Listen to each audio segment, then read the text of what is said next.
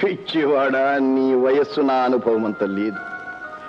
25 ఏళ్ల నా నిజాయితీ 25 ఏళ్లుగా పాతబడిపోయింది.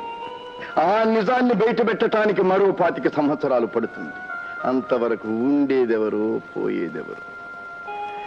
నాకు ఊహ తెలిసినప్పటి నుంచి నా జీవితాన్ని దేశ సేవకే ధారపోశాను.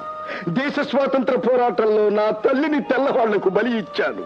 ఆ స్వాతంత్ర పోరాటంలో నా భార్య నుంచి నేను దూరం అయ్యాను. ఆ స్వాతంత్ర పోరాటంలో నాకు ఒక బిడ్డ పుట్టారన్న సంగతి కూడా తెలియని అంధకార జీవితం గడిపాను.